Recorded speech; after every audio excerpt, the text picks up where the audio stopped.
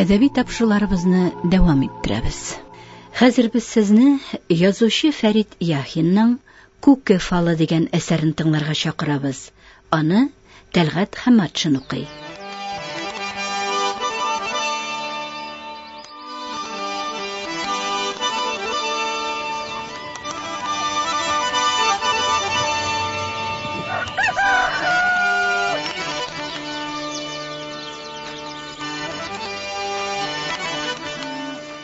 Ул елны авылга җәйнең иң матур вакытында, июньнең икенче яртысында ук кайтырга насыйп булды.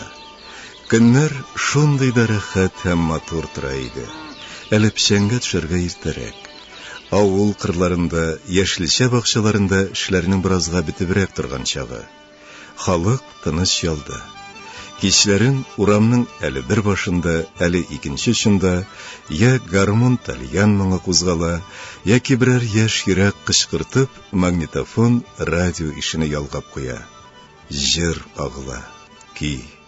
Алар белән бергә сагыш, яисә дәрт күңелгә ягып кала. Дүсем авылы гаҗәеп матур таулары, тугай һәм чишмә инешләре, әрәмәлек һәм яшел тирәкләре бишегендә көннең татлы имчәгеннән ләззәт имеп яши. Минзәлә инешенең ар ягындагы, тауларга менеп киткән Ләшәүтамак авылының һәр селкенгән чиләге, киртә башына менгән әтәче, вакытсыз адашып аваз салган кәҗәсе сарыгы, урамнарына болыннан муенчагын өзеп килеп менгән бузауларының мөгердәшүе, кешеләренең үзара вакытлы-вакытсыз аваз салып сөйләшүләре белән генә бу илаһи дөньяда да адәм балаларының, алар белән бергә терлек һәм кошларының, табак һәм савытларының яшәүләрен искә төшерә. Дүсем табигате аларныкы кебек шыр ялангач булмаганлыктан, күз рәхәтендә генә түгел, җан сәгадәтендә табып, сабый баласыман гамсез хәлендә хәтта көндезләрендә йоклыйдырсыман. Монда аваз салып эндәшү түгел, кешеләр колактан узып исәнләшергә дә кыенсыналар. Гүяки шулай илаһи тынлыкны, сандугачларның тирәкләрдә шашынып сайравын, күкеләрнең шау агачларны тибрәтеп кычкыруларын бузасылары, шушы җәннәт кошларын куркытасылары килми. Нинди рәхәт вакытлар дидәнкәй, күкләрдән нигъмәт тама.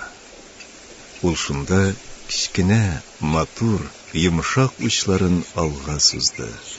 Мен аларга шул нигъмәттән бер орлык иңәр дә, әнкәй аны миңа бирер сыман иде. Аннары авызыма кабармын аны, шундый да тәмле булыр.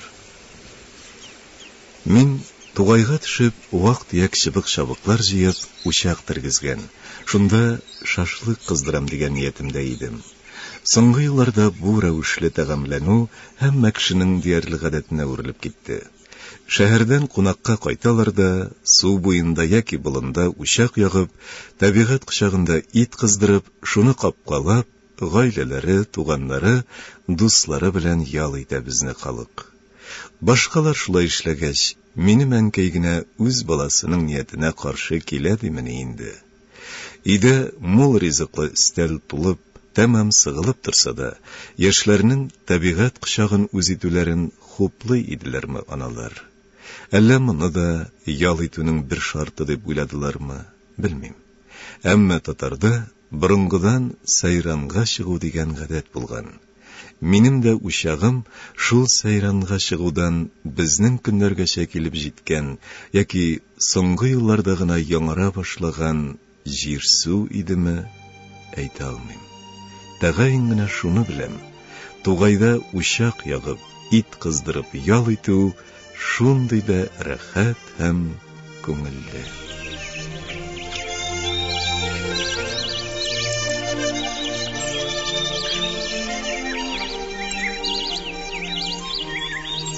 Уңымда, сулымда өзелеп сандугачлар сайрый. Арырак кәккүк кычкыра. Аны икенчесенең авызлары алыштыра.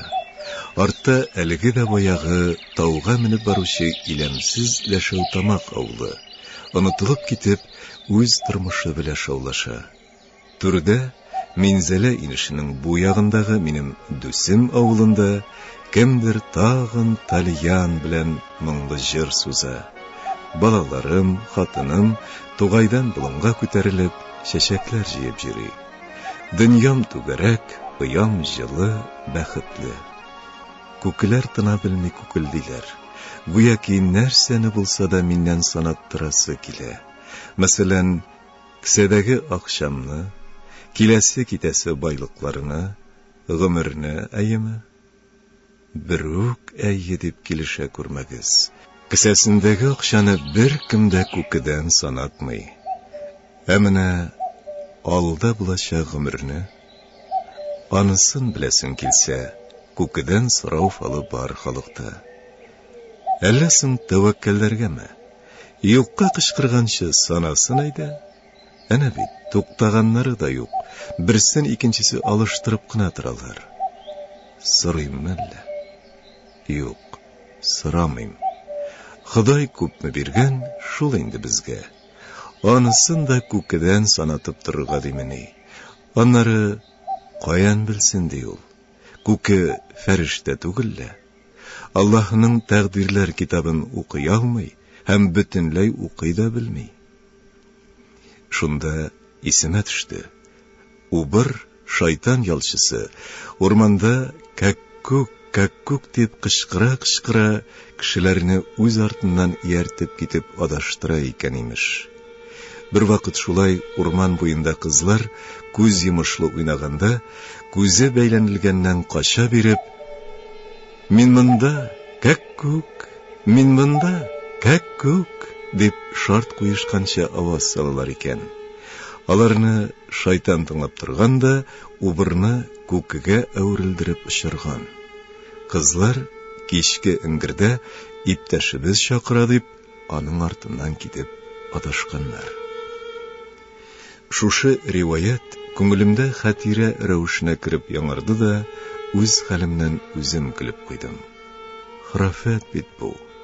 Күкенең кемгә күпме гомер калганлыгын шайтаннан белешеп тору турында сөйләүләре дә әкият кенә.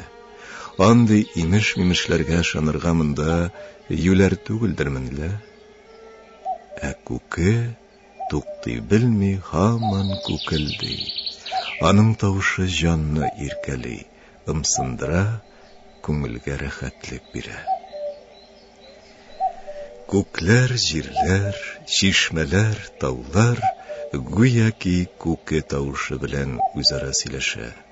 Сандугачлар, башка төрле кошлар тал тирәкләрдән, җимешләнә барган бакчалардан үз моңнары белән аларга оркестр ясап кушыла. Тальянга гармуннар, баяннар ияргәлә бала, радио һәм магнитофоннар да кимен куймый. Дөнья эче бәйрәм белән тулы. Бер күкегә икенчесе кушыла. Әмма булар ниндидер тәртипсез шаулашу түгел, табигый бер симфония сыман тоела. Мин учак янында тәэсиратта утырам. Тыңлыйм, тыңлыйм, тыңлыйм. Тагын кайчан ишетермен дим. Мондый матур вакытлар кабатланачакмы? Кабатланыр әле, кабатланыр. Бу минем туган җирем, туган авылым. Әнә балаларым болында чәчәк җыеп уйнап йөри. Хатыным да аларга ияргән. Ул аларга нидер аңлата, сорауларына җавап бирә, табигатьне танырга, яратырга өйрәтә. Әнкәй кулына яшел кузгалаклар тотып учагыма таба килә. Аның бу яшендә дә сакланып калган затлы сыны, зирәклек чалымнары күңелемдә мәңге картаймас төс кыяфәтләре белән берлектә гүзәл сурәтен яңарталар.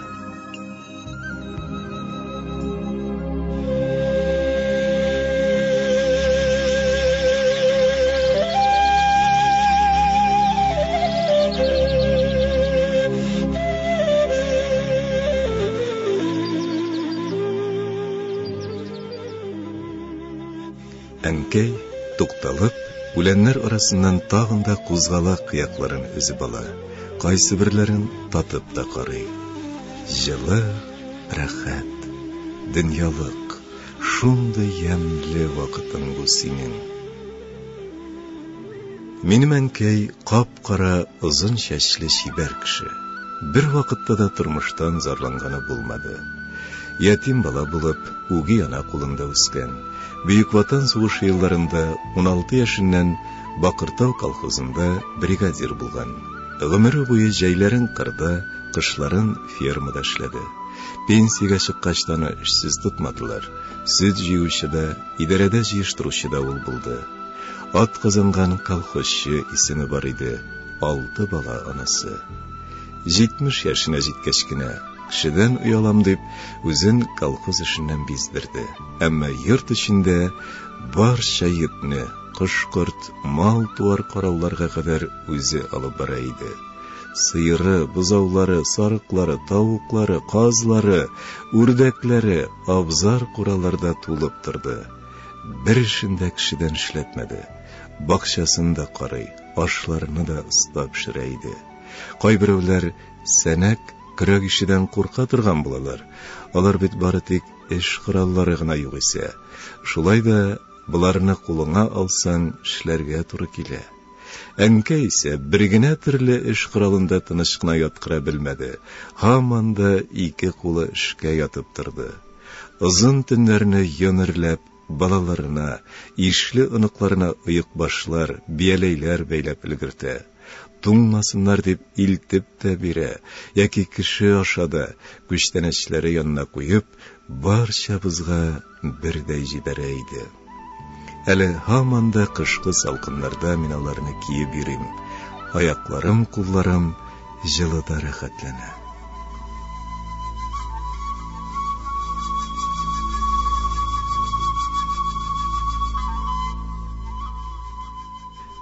Әнкәйгә быел 75 яшь тулды. Инде күптән чәче дә ак. Намаз белән гамәлдә даими. Һаман да эштә үзе.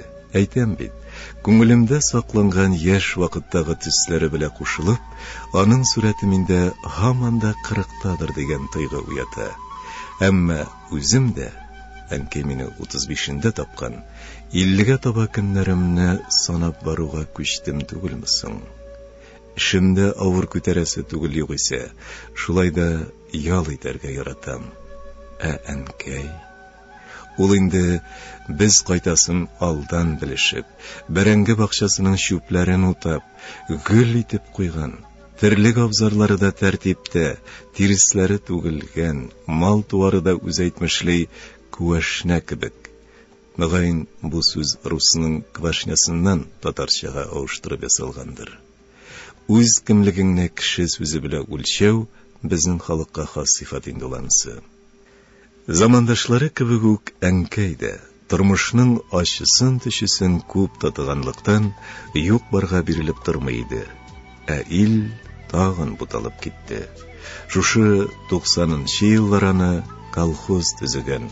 Шул колхозны үз җилкәсендә күтәреп барып байткан кешене кызганмады. Тагын бер тин акчасыз һәм алган исемнәресез, ирешкән уңышларысыз калдырды. Терәге, барлыгы, үз ихатасы, асраган малдары, бакчасы бүгенге тырыш хезмәте генә калды. Ярый әле аларына кул озайтучылар табылмады. Уялдылар. Безнең балаларының да кулыннан әллә зурлык килмәде, аңа ярдәм итә алмыйбыз. Гаиләләребез бар имеш. Оныкларын аякка бастырырга кирәк. Шул кирәк дигән нәрсә безне үзенә кул итә дә куя бит. Нишлисең? Ул 90-нчы еллар барчабызны да тормыш диңгезенең салкын мохтаҗлык утырауларына, ялангач кыялары арасына чыгарып ташлады. Әнкәйнең илем дип, бәхетле җәмгыять төзүдә алдынгы булырлар дип үстергән балалары башка меңнәр һәм миллионнар кебек үк яңа заманга, тиз байып китүчеләр иленә кирәксез һәм яраксыз иделәр. Дөрес, без дә ул хәлебез белән килешергә теләмәдек. Әмма үлгән социализмны да кабат кайтарып тергезү уебызда юк. Киләчәктә булачак нәрсәгәдер ышанабыз һәм өметләнәбез. Безнекеләрне коммунистлар таламаганнар да бугай. Әткәм ягыннан бабам илгә 4 тегермәнен, атларын, сыерларын, болыннарын, урманнарын һәм кыр басуларын, башка төрле байлыклар белән бергә үз теләге белән бүләк иткән. Әнә раскулаченныйларга моның өчен компенсация түләде хәзерге хөкүмәт. Безнекеләргә ул да юк икән. Таланмаганнар. Бакыр бабам дәүләт судьясы, түрә хезмәтендә торган. Зат бабам исә Кызыл армиядә Фрунзе дивизиясендә сугышып, яраланып кайтып, гаиләсен барча байлыкларыннан котылдырып һәм азат итеп, сауга алмыйча вафат киткән. Әпкәм ай-яй гаяр кеше иде. Азнакай ягыннан Мирза кызы, бай нәселдән диләр иде аны.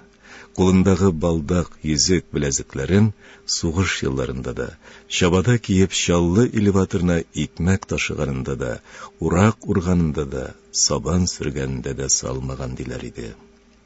Хәер, әнкә ягыннан бабамнар кулаклардан исәпләнгәннәр. Борынгы бабам Арыслангәрәй патшада хезмәт иткән, күкрәк тулы медальләр белән кайткан.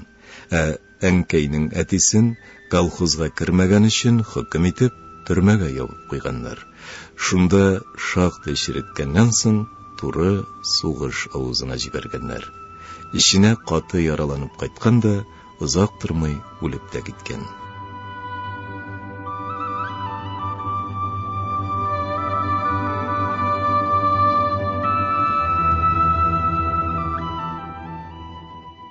Әнкәй буларны сөйли торган иде.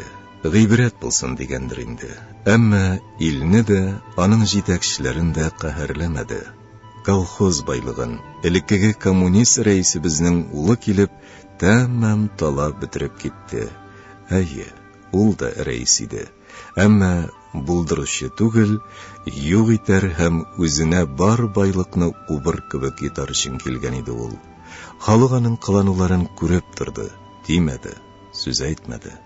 Ул колхозның машина трактор паркындагы һәммә ни бар шуны 3 кешесе белән актлап списать итте дә 2 ел буе көндә тоннлап ташытып металлоломга тапшырды.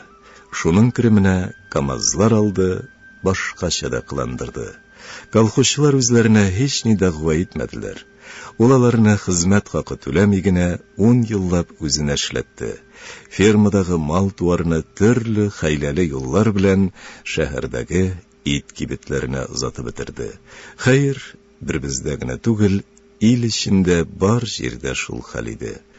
Алар истәгеләр, халыкны базарга ашыгып кермәскә өндәп тыя килделәр. Үзләре чарасызларга хас бер катлыктан файдаланып, хәсрәтсез генә талый бирделәр. Менә шулай эшләнә икән ул гаделсезлек, менә шундый була икән ул кабахәтлек. Хәер, мин дә бит байларча ит кыздырып утырам. Әнкәй безнең кайтуыбызга атап сарык суйдырган. Ул кунак итәргә ярата, беләм. Мондый сыйлар үзенә тансыграк юк исә. Кулындагы болын кузгалакларын кичкенә аш өстәленә китереп куеп, аннары кируйлап, табын итәргә дип җәелгән ашъяулыктагы ризыклар янына күчерде. Тансыкка, авыз тәменә булыр улым диде әнкәй, үлән өстенә ян беләнрәк татар хатыннарынча җайлап утырып. Ул күп сөйләшүне, аңлатып торуны яратмый иде. Гайбәтне сөймәде. Гади һәм гадәти төзек җөмләләр арасына менә ничек. Шулай инде. Алай да була икән кебек бәйләмәләрен кушып җибәрә дә, бәхәскә урын калдырмый. Менә әткәм мәрхүм бөтенләй дә дөньяны ак белән кара итеп кенә күрәдер сыман тоела иде. Әнкәй аның белән киңәшкәндә дөрес эшләгәнсең дигән сүзен ишетеп куана һәм шушы сөйләшү дәртендә калып, бөтен эч серләрен чишеп ташлый. Башкача була алмый, чөнки әткәй тыңлый белгән, сүз үлчәмен һаман да тигез тоткан. Кирәкмәс иде дисә, әнкәй үзенең хаклыгына дәлилләр табарга тотына. Аларның андый киңәш мәҗлесләрен корулары кызыклы була иде. Бала чагымда шул сөйләшүләренә еш колак тоттым. Әнкәй сөйли, әткәй сүз үлчәвен җайлый бирә.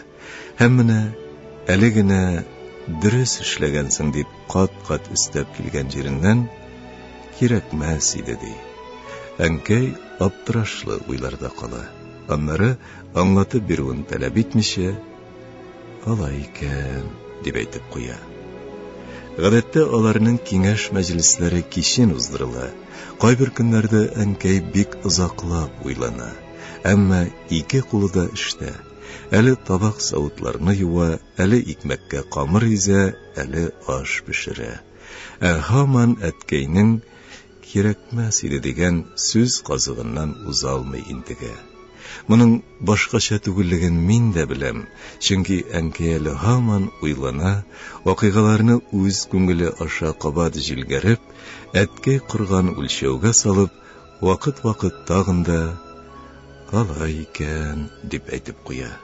Бу аның 2 көн 4 була кебек килеп чыга. Әткәй газеталар укый, мин журналлар караштырам.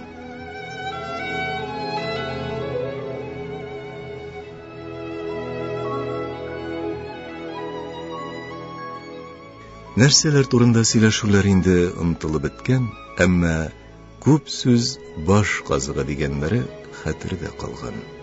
Ә без мәктәптә телләребез арып беткәнче дәрес сөйлибез. Бары тик математикада гына рәхәт. Мәсьәлә һәм мисалларны шишәсең дә шишәсең. Аның әллә ниткән язма сөйләм дигән нәрсәсендә уйлап чыгарганнар. Сөйләнә язу микән инде ул? Әнкәйгә ата-аналар җыелышыннан әйтеп кайтарганнар. Имеш, миндә телдән сөйләү юк дәрәҗәсендә, ә менә язма сөйләмем шәп икән. Моның нәрсә аңлатканын миннән сораганнар иде, аптырап калмадым.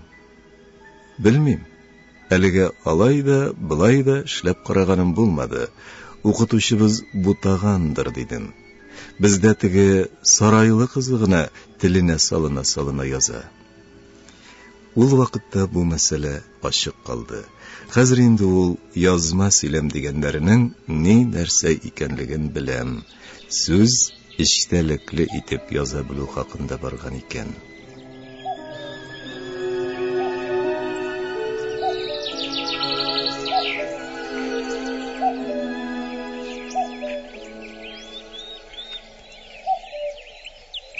Ә менә күке кычкыра да кычкыра. Бер дә туктый белми. Табигатьнең хозурлыгы артканнан арта тора. Кошлар сайравы, күкеләр кычкыруы бу дөньялыкны ниндидер мөгъҗиза урыныдыр сыман итеп тоярга мәҗбүрили. Рәхәт, бик рәхәт. Ул һавасы, ул табигаты, ул көне. Ипекәйгә бу хозурлыкның үзен май итеп ягы башарлык инде билләһи. Шәркиләр әлегә чыкмаган. Алар кичке дым белән бергә үлән кыяк арасыннан күтәрелә. Кояшның икендедән узып барыр вакыты гына әле. Гүяки күңелләрне дә назларга теләгәндә йомшарып, ефәк иркә җил йөгереп уза. Учакның күзләренә җан керә. Мин аның янында кулыма кисәү агачы итеп таяк тоткан хәлемдә утырам. Шашлык исе болынга тарала. Нигъмәт тәме хәтта күкеләргә дә тынгылык бирмидер сыман. Әнкәй хайран хәлендә аны тыңлый икән. Яле күк, санап күрсәт. Минем күпме яшисем калды, дип сорады ул шунда.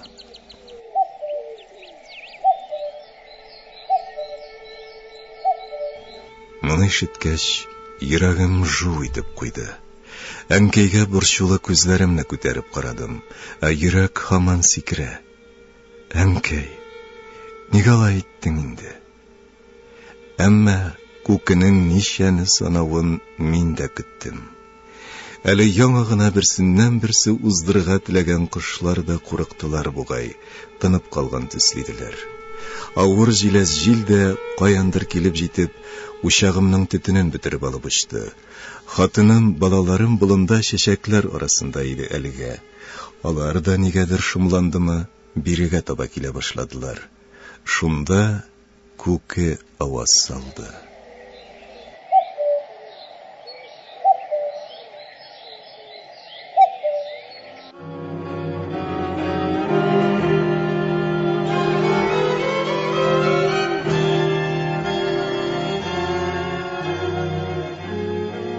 Әле тагын кычкырыр сыман иде югыйсә, әмма тынып калды. Моңа мин риза түгел идем. Бик аз булды бит, диде шунда әнкәй елмаеп. Тагын кычкырырга идең.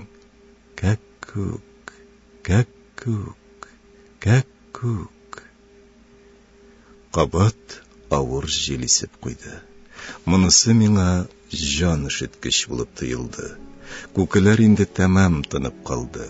Тик бераздан соң гына иренеп, берән-сәрәнләп кенә тавыш биргәләп алдылар. Әмма булары үтек аваз гына иде инде. Минем өчен аларның яме бетте.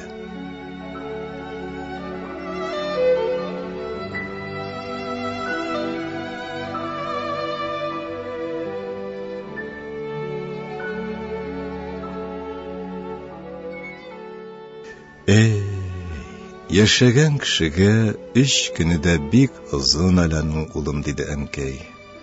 Ул бу вакытта еракка уфык читенә карап басып тора иде. Өстендәге яшел җирлекле вак сары чәчәкле күлмәген җил сыпыра, ак яулыгына ягыла, гүяки юатырга тели. Аллаһ Тәгаләнең серләрен ул мәхлук кошлар каян белсеннәр, әнкәй? Ә күңелдә күкегә үпкә иде. Әгәр кәккүкнеке хак икән, бөтен хәбәрләрне аңардан гына алыр идек. Алар хәтта фәрештәләр дә түгел, храфи шул, храфи гадәт кенә. Мин дә шулай дип әйтәм, улым. Әмма әнкәйнең йөзендә авыр борчылу билгеләре инде пәйда булырга өлгергән иде.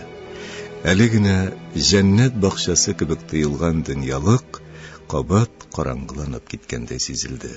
Җитмәсә, кискен җилләр тагын да искәләп, болын чәчәкләрен ачу белән үзгәләп йөри башлады. Уфык читенә күтәрелеп карадым. Анда яңгыр болыты куерганнан куера икән шул. Юлларда да тузан күтәрелде. Аяз күкне җимелдәтеп, яшен камчысы уйнап алды. Болытлар ашкынып агып килергә тотынды. Иркенләп хәстәрләгән бәйрәм табыныбызны җыеп алырга туры килде. Хәер, шашлыкның тәме киткән инде. Чак өлгереп калдык. Илне суга тутырып, яңгыр яварга тотынды. Ярты сәгать эчендә булган табигатьтәге бу үзгәреш һәммәбезне хәйран итте. Кичке якта яңгыр белән килеп, салкын һава инде. Без инде җылыйдан чыкмаска булдык. Икенче көнне Казанга ашыгып китеп бардык. Салкын һава, салкын утлы яңгыр хәвефе күке вакыйгасын оныттырган сыман иде. 3 ел вакыт бик тиз үтеп китте.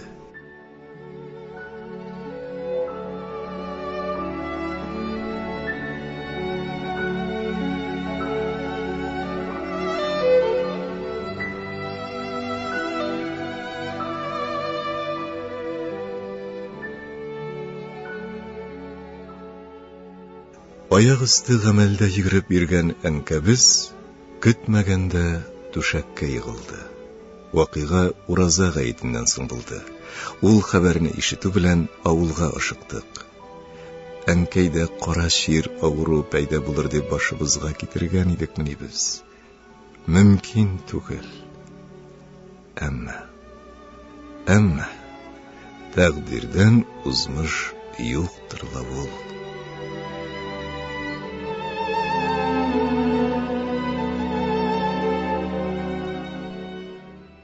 Күкенең санавы хакыйкать түгел, очраклы хәл генә булгандырмы, белмим. Аның тавышын ишетүгә хәзер дә, май көннәрендәге кебек, кинәт шомланып калу гадәте керде ахрысы.